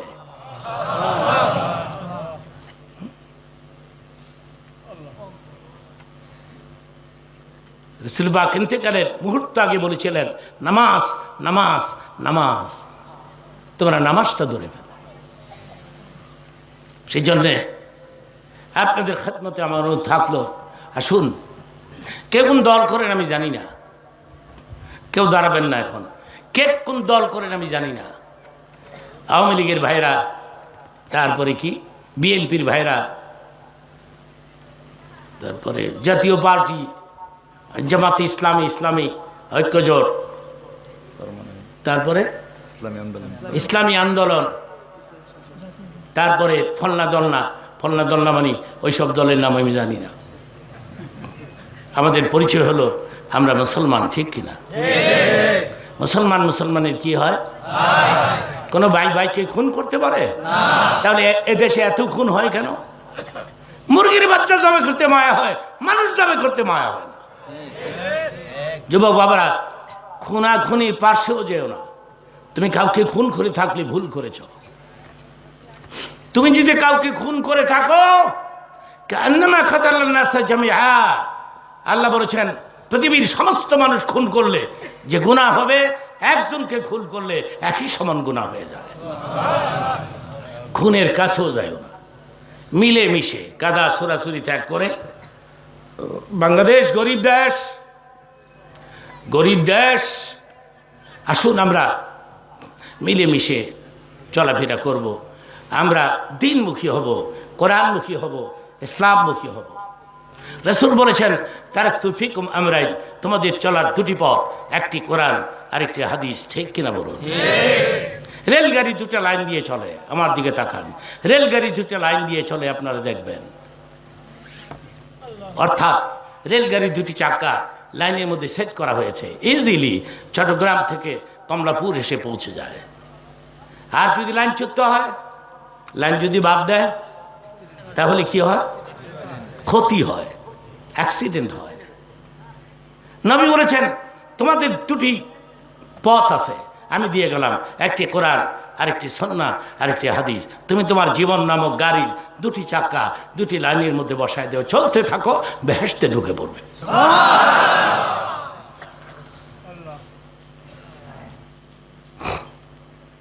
আমি এখানে এসে শুনলাম আমার পেছনে যে মাদ্রাসাটি, এই মাদ্রাসার গার্জিয়ান আছে, মালিক আছে, এরাও ইদানি আগ্রহ পেশ করছে যে আমরাও এই মাদ্রাসায় মান্থলি অথবা ইয়ারলি কিছু ডোনেশন করব, যাতে মাদ্রাসাটা চলতেই থাকে নুরানি পদ্ধতিতে। এ দেখেন না, ছেলেরা জমান নামাজ পড়াইলো, হ্যাঁ হ্যাঁ, নুরানি এবং হাফজখানা, এই মাদ্রাসা চলতেছে। মারহাবা বলেন, মাশাআল্লাহ বলেন। এই মাদ্রাসা জন্য আমি দোয়া করে গেলাম মাদ্রাসাটাকে আল্লাহ বিল্ডিং করে কবুল করুক। সে আমিন কলি হইব না ঠেয়াও লাগবো। এক মুরদি পীর সাহেবের কাছে গিয়া কয় দোয়া করেন আমার একটা পোলা হইতো। যা দোয়া করলাম। 1 বছর পরে গিয়া কয় কি দোয়া করলেন? পোলা মোলা কিছু হইল না। কয় বিয়া করছত নি? কয় না বিয়া করি নাই। দোয়াই পোলা হইব না বউ থাকা লাগবো? বউ থাকা লাগবে। 10 মিলে করি কাজ, হারি জিতি 10-এর লাঠি 1-এর বোঝা হয়। ওই কোনায় যদি একজন দাঁড়ায় থাকে আর আপনারা যাওয়ার সময় 1 লোকমা করে থুতু দিয়া যান, সবার থুতু মিল্লা গিয়া হেবেটার গোসল হইব। হেবেটা খুঁজব বালি হইছে ওয়াজ শুনতে গিয়া গোসল করে এলাম। কত টাকা কত পয়সা অকারণে যায়, নবীর ঘরে দান করিলে পাহাড় হয়ে রয়। ঠিক কিনা বলো? দান করলে রিজিক বাড়ে না কমে? যাকাত দিলে ধন বাড়ে না কমে? 1 মিনিটে হযরত আলীর একটা কথা বলি। 1 মিনিটে। 15 দিন ধরে ফাতেমার ঘরের পাতিলায় কোনো খাবার নাই, চুলার মধ্যে আগুন নাই। তো ফাতেমা একদিন বললেন, স্বামী হে, তুমি আমি না হয় না খেয়ে থাকতে পারি, কিন্তু ছেলে দুটি। হযরত খাদিজাতুল কুবরা বিয়ের দিন একটা ওড়না দিছিল ফাতেমারে, দামি ওড়না। ওই ওড়না বের করে দিয়ে বলে এটা বিক্রি করে বাজার থেকে কিছু খাবার নিয়ে আসো, ছেলে দুটি ক্ষুধার্ত। ওড়না বিক্রি করছে 6 টাকা। কয় টাকা? এই টাকা লইয়া বাজারের দিকে যাইব, অমনি এক লোক কয়, ভাই কে যাচ্ছেন কিনা দিয়া? আমি আলী, 1 মাস ধরে আমার ঘরে কোনো খাবার নাই। হযরত আলী কয় আমার ঘরে নাই 15 দিন, এ বেটার ঘরে নাই 1 মাস। এই টাকা তো এ বেটাই পান না। 6 টাকা পুরোই দিয়া ভালাইছে, এখন এমটি পকেট। মনে মনে করে নবীর মেয়ে এই তো বুঝা মনে। কিন্তু আল্লাহ কোরআন শিবে কি বলছে? মানজা আবিল হাসানাতি ফালাহু আশরু আমসালিহা। আমার রাস্তায় 1 টাকা দিলে আমি 10 টাকা দিব। হযরত আলী দিছে কয় টাকা? আল্লাহ দিবেন কত? 60 টাকা। কেমনে দিবেন? What is the process? নিয়ম কি? হযরত আলী এমটি পকেট যাচ্ছে বাড়ির দিকে, অমনি এক লোক বলতেছে আমার উট বিক্রি করবো। উট কেউ আছেন? উট নিবেন? উট নিবেন? ও ভাই আপনার নাম কি? আমার নাম আলী। উট নিবেন? হযরত আলীকে আর কোনো মানুষ পাইলি না। 6টে আসিল দিয়া ফেলাইছি। তো ক্যাশ দিতে হইব না, এটা দাম ধরে নেন গা। কত? 100 টাকা। তো 100 টাকা দাম ধরে যখন উট হযরত আলী নিছে, অমনি এক লোক বলতেছে আরে ভাই কেউ উঠ বেচবো? কেউ উঠবে? আমার তো উঠের দরকার। ওই লোক ভাই উঠটা কার? আলী আমার যে দরকার ভাই, খুব এমার্জেন্সি প্রয়োজন, বেচবেন? কত? আপনি কয়ে নেন গা, আমি 160 টাকা দিব। জোরে বলুন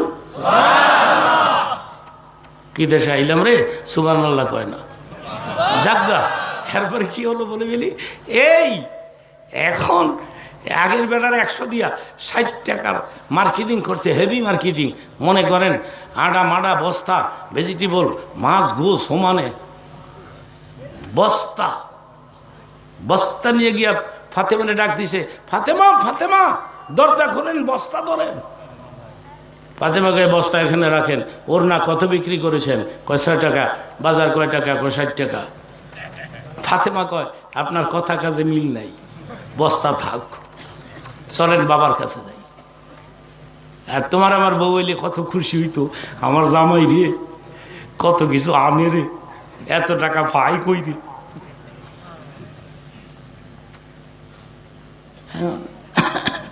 বাবা আলীর কথা শোনো, ওনা বিক্রি করছে 6 টাকা, বাজার খুঁজছে 60 টাকা। তো নই বলেন কিরে আলী ঘটনা কি? আমি 6 টাকা দান করছি, একবারে উঠ বেচছে 100, আরেকবারে নিছে 160। আমি 60 টাকার মালিক হয়েছি, আপনার মেয়ে বুঝে না, ভালো করে বুঝাই দেন।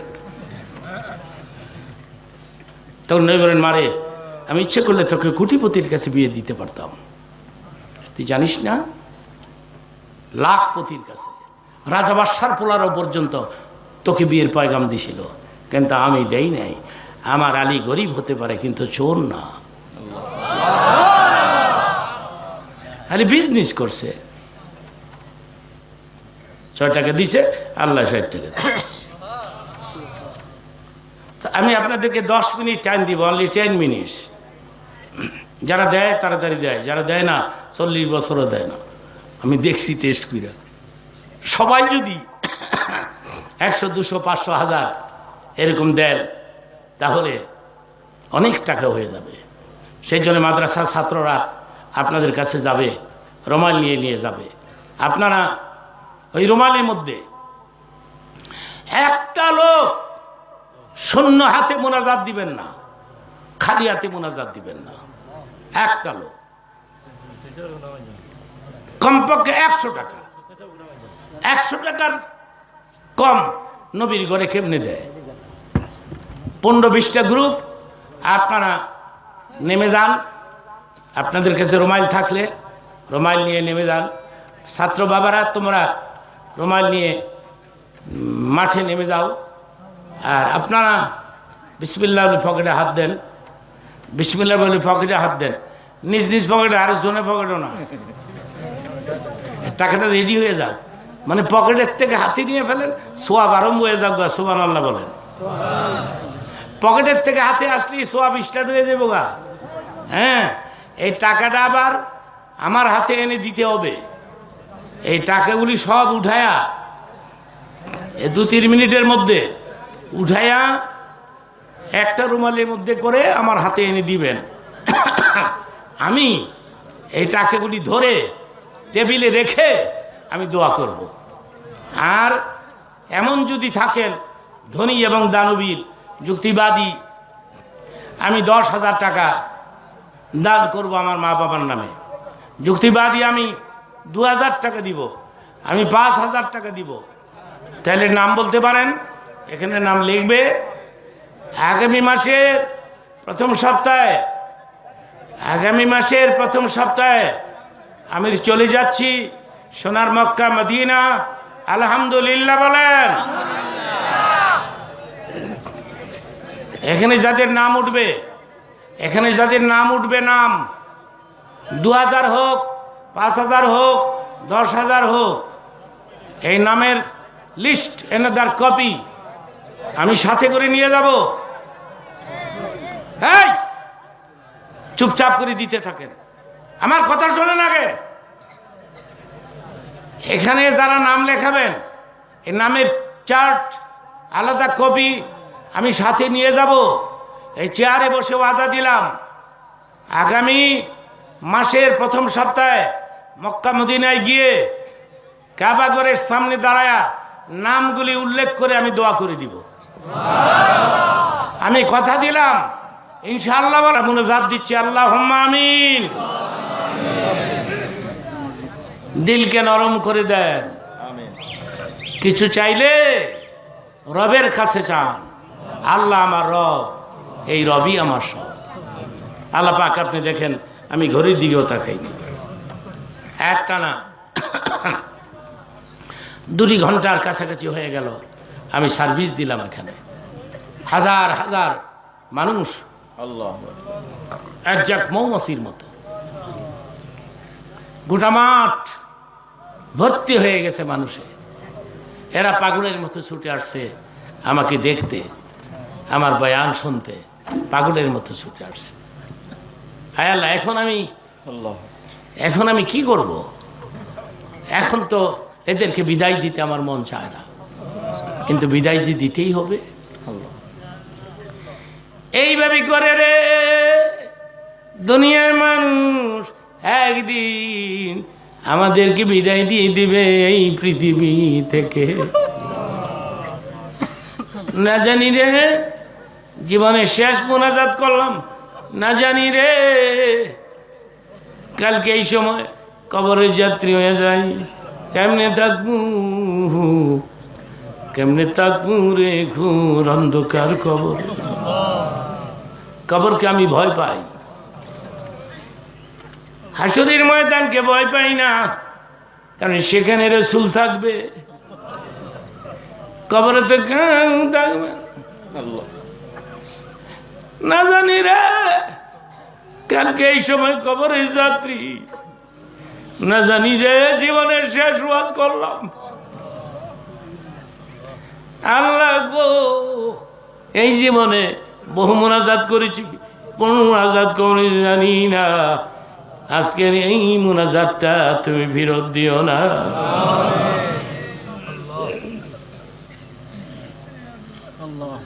এই মাদ্রাসাকে বিল্ডিং করে কবুল করো, যে ফ্যামিলির লোকেরা বিল্ডিং বানাই দিবে, এদের আত্মীয় স্বজনের মধ্যে যারা নাই দুনিয়া ছেড়ে চলে গেছে কবরে, এদের কবরকে ফুলের বাগিচা বানায় দাও।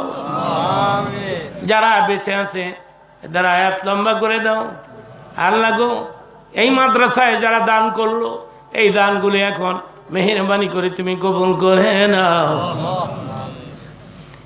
প্রোগ্রামের জন্য যারা কষ্ট করেছে, পোস্টারিং, মাইকিং, বারবার আমাদের সঙ্গে যোগাযোগ, এগুলি সব এখন তুমি কবুল করে নাও। এই মানুষগুলো আমার সব কথা রাখছে। বলেছিলাম বসে থাকতে, বসে থাকছে। বলেছিলাম চুপ থাকতে, চুপ থাকছে। বলেছিলাম কিছু টাকা দিতে, দিয়ে ফেলছে। এরা আমার সব কথা শুনছে। এখন তুমি আমার একটা কথা শোনো রে, আমাদের জীবনের সব গুনাহ মাফ করে দাও। ইচ্ছে করলে তুমি পারো তো, তুমি কোনটা পারো না সেটা বলো তো। তুমি সব পারো। রাতের দিন করো, দিনের রাত, রাজারে প্রজা, প্রজারে রাজা, গরিবের ধনী রে, ধনী রে গরিব। তুমি নদীর এপার ভাঙ্গা রে, ও বান করো। তুমি এত সব যদি পারো, আমাদেরকে মাফ করে দিতে পারো না? আমাদের মাফ করে দাও। সামনের জিন্দিগি তোমার গোলাম বানাও। সবাই দোয়া চেয়েছে, আমি সবার জন্য দোয়া করে গেলাম। আমি এলাকা তোমার কাছে রেখে গেলাম, সবার জন্য দোয়া করেছি আমি। আমাদের মধ্যে অনেকের মা নাই, বাপ নাই। কত মানুষ মা গো মা কয়া ডাকে, বাবা রে বাবা কয়া ডাকে। আমরা অনেকে মা বাপ ডাক থেকে চলে বঞ্চিত হয়ে পড়েছি। জনম দুঃখিনী মা, আরে মা, মা এমন একটা ডাক, যে ডাকটা দিলে মুখটা ভরে যায়। আল্লাহ গো, তোমার আল্লাহ কয়া ডাক দিলে মুখ ভরে যায়। হাদিস শরীফে আছে, কোন সন্তান যদি গভীর রাত্রে দুই হাত উত্তোলন করে, মুনাজাতের মধ্যে চোখের পানি ছেড়ে কান্দে আর বলে, আমার মা বাবারে মাফ করে দাও গো আল্লাহ, দাও মাফ করে দাও, একই কথা বারবার উচ্চারণ করতে থাকে, সঙ্গে সঙ্গে মা বাবার কবরের আযাব বন্ধ হয়ে যায়। মা বাবার কবরের আযাব বন্ধ করে দাও। যাদের বাপ মা বেঁচে আছে এদের হায়াত লম্বা করে দাও। এ মুনাজাত কবুল করে নাও। মাদ্রাসার হিতাকাঙ্ক্ষীদের সংখ্যা দিন দিন তুমি বৃদ্ধি করে দাও। বাংলাদেশে তুমি শান্তি নাজিল করে দাও। আমি একটু অসুস্থ, তুমি সুস্থ করে দাও। বহু আলিম উলামা, বহু মসজিদের ইমাম খতিব, বহু মাদ্রাসার মুহাদ্দিস মুফাসসির, এরা সব আমার নাম শুনে চলে আসছে। এদেরকে আমি তোমার কুদরতি কোলে উঠাই দিলাম। এদেরকে নিজে নিজে গৃহে পৌঁছায়া দাও। আল্লাহ রে, যেদিন মরব, যেদিন মালাকুল মউত পাঠাইবা, মোদের নামে টিকেট ইস্যু করবা, টিকেট ইস্যু করবা। কালিমাটা পড়তে পড়তে পড়তে পড়তে রে এ দুনিয়া ছেড়ে বিদায় নিতে চাই। লা ইলাহা ইল্লাল্লাহু মুহাম্মাদুর